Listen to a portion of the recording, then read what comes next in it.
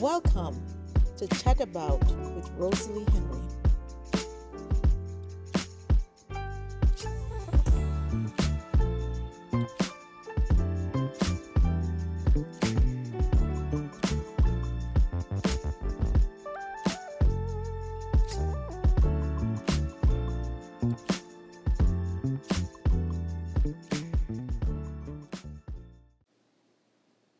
Welcome to Chat About with Rosalee Henry, where we have real conversation that transform lives, one conversation at a time. Today, I have with me Darren, who is my biggest cheerleader and supporter. Welcome, Darren. Thank you. Thank you. Thanks. I'm so happy that you're here. So, you have been a caregiver yourself. Yes. And you have also supported me through my caregiving period, caring for my mom. From your perspective, what are some of the small things that you think people miss during that first phase of the caregiving period? From watching you deal with your mother and me having to deal with my relatives in the past, one of the things that I have noticed is that people tend to overlook the first stages of memory loss. People tend to overlook the first stages of imbalance in a person. Those things become very important once you start looking into that, because once you notice that person has started to forget the little things, and every now and then you'll see them get up and lose their balance, those are some signs that you really should be paying attention to what's going on with that person. I totally agree with you. And I think that's why this title is so fitting for today, The Signs Families Miss Before It's Too Late. And we have seen so much. Yours have been a caregiver, me caring for my mom. We have seen so much of the forgetfulness, like you mentioned, repeating themselves over and over, asking sometimes the same questions. Also, some of the small changes that we may see is they're changing their diets. Sometimes they don't want to eat or even forget to eat. So as a caregiver, we have to keep encouraging them. And those are some of the things that we make sure that our caregivers or staff who are going into the homes are trained on how to identify some of those things that they can also share it with the family members that they're working with. Right. Sometimes also what we recognize is that caregiving starts slowly. We are kind of not even thinking about the next step as the younger person who have to care for or elderly person, or sometimes it's not even elderly. Sometimes it's someone young who may have an accident or something happen, and we have to step in and take care of them. So we kind of thrown into that caregiving role without even thinking about some of those things. That's true. And also what I have observed is that when that situation happens, it is a serious mind shift for the caregiver, because now you have gone from dealing with a person who can basically do for themselves and handle everyday life to now having to not only think for yourself, but think for that other person. That is so true. And one of the next things that I also seen is sometimes family member kind of brush things off because they themselves don't know the signs to look out for. Have you also noticed that when you started becoming a caregiver? I did, because you look at people and a lot of times we just dismiss it. Oh, this is a one-off, or, well, things like that happen. They're getting older, or even if it is a young person, they're just a kid. So yeah, they're going to be clumsy, or yeah, they do forget things. But you have to start paying attention, especially in today's world, because that mental illness that starts as something small, something that you can kind of ignore, can snowball very, very quickly. And it gets to the point where not only is it infringing on your time, but it is infringing on your mental state also. That is so true. So we're going to take a quick break, and then we're going to continue this conversation that we're going to be talking about. Sometimes we see the signs, but we don't act. So Okay. we're going to take a short break, and when we come back, that's going to be our next segment. So this is Rosalee again. We chat about Rosalee Henry.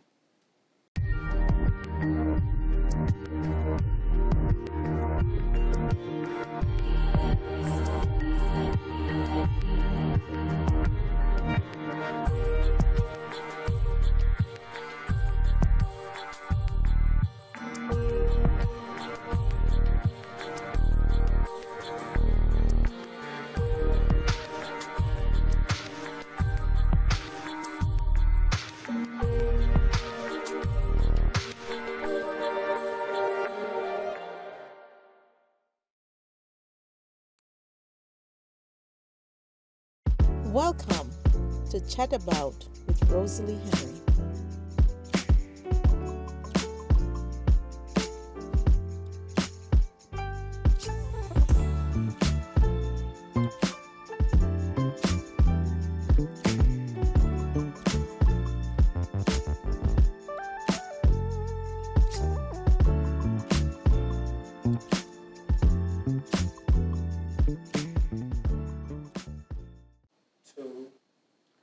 Welcome back to Chat About with Rosalee Henry. And now we're going to continue our conversation as to why we think that sometimes people, family members, they're seeing what's going on, but they're afraid to act. So Darren, what do you think may be some of the reason why people are just afraid to act when they see especially their aging family members declining, memory declining, they're forgetting to brush their teeth. They're forgetting where they put their car keys. They're forgetting even sometimes their children's name. But at the same time, family members are afraid to act and acknowledge that this is happening. Part of it, I believe, comes from the fact that, again, this is someone that more or less raised you, and you have to get past that mentality of they're older than me, they're my senior, this is family. You've got to be able to look at them from this person needs help. And because they need help, I've got to see what I can do to make it better for them. So I really do believe that it comes from the fact that it's family. And nobody wants to openly admit that family is a problem. You want to stay in that mentality that everything is fine, everybody's good, but you have to honestly accept the fact that things happen, people change, and you've got to know when to step in and try to do something about it. I am going to come in from a different end. I am going to come in from the end of a daughter who actually cared for her mom. Yeah. And for me, it was a period of time when I was very, very busy. Life is full. Having a family, caring for a family, and also running a business. So for me, it was not like I did not recognize the sign, but life was busy. Yeah. So I always now encourage my clients that you have to still take that time. You have to take that time and make sure that you build your support team.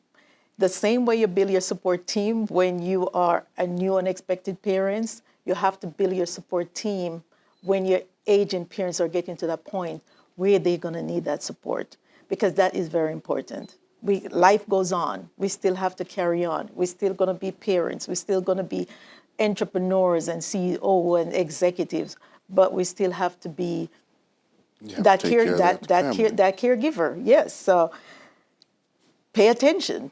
It happens. It happens, and like you said, you can look at it from both sides. It's just that I still think no matter which side you come from, you've got to be honest with yourself and have a serious conversation and say, I see it, I acknowledge it, what can be done about it? That is so true. Another thing that I always encourage my clients to do, again, build your support team early. Whether you're going through that postpartum period or you're in the sandwich generation now caring for your aging parents, you have to make sure that you build your support team. We cannot operate in silos. We need that village. The same village we need for our newborn, the same village we now need for aging parents. So, Darren, we're going to continue this after the break, but we help families prepare early through training, consultation, and everything that we think they need. So what would you suggest that one of the main things that they need to think about before crisis? What I would suggest that someone thinks about before crisis, because you never know when it's going to hit, Yes. is just try to have at least an idea of where you would go and who you could call on in an emergency situation to help out. That is so true.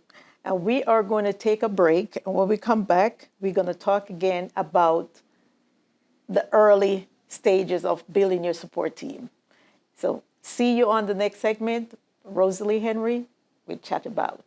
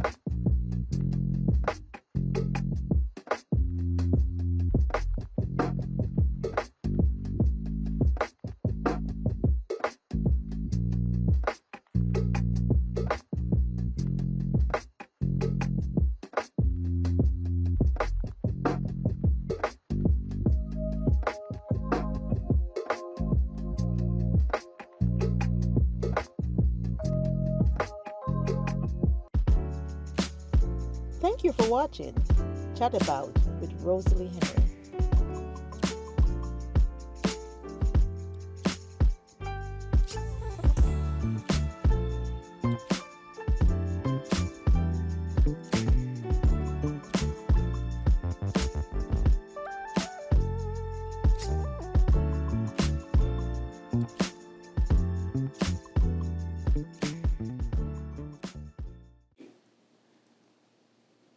Welcome back to Chat About with Rosalee Henry. And in this segment, we're talking about what families can do early.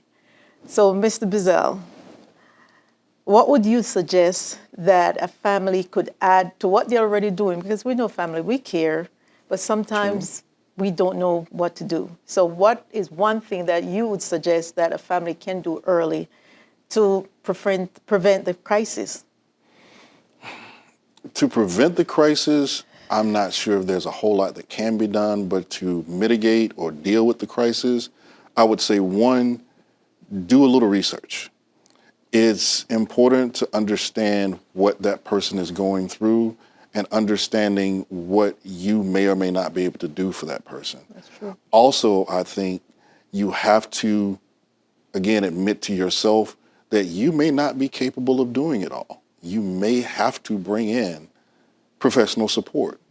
And that's not always something that people want to do. A lot of folks still have this thing about saving face, not letting outsiders in.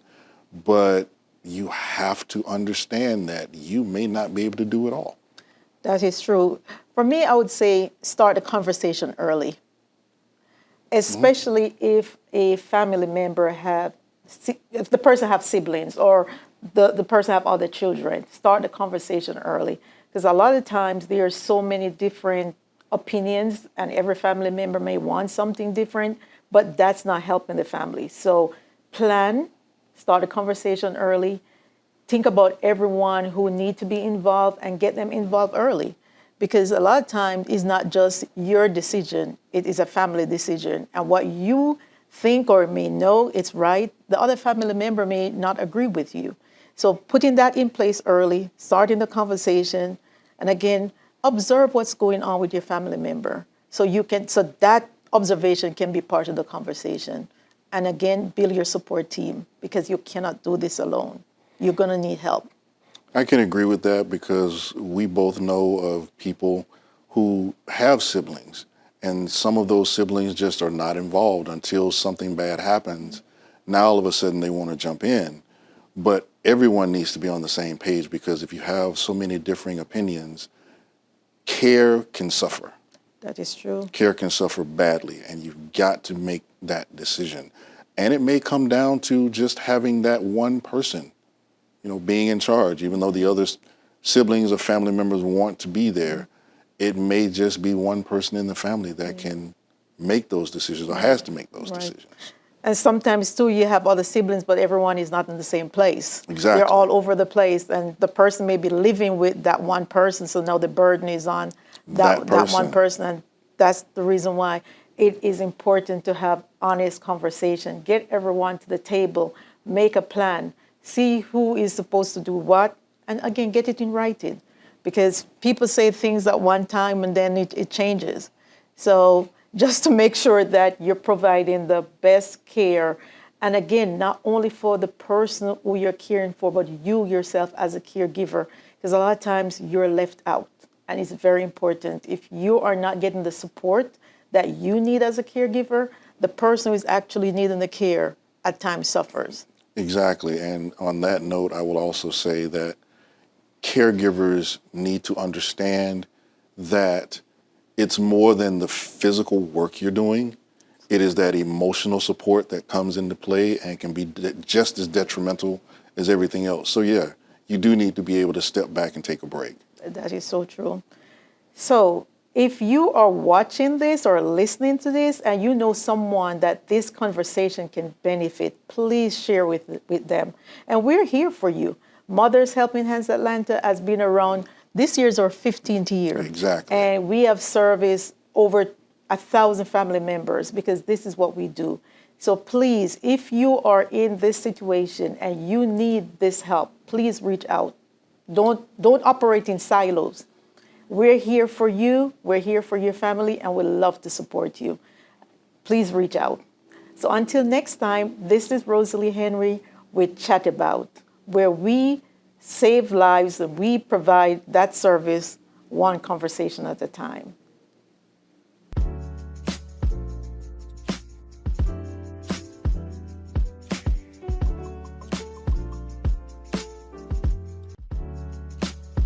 Thank you for watching Chat About with Rosalee Henry.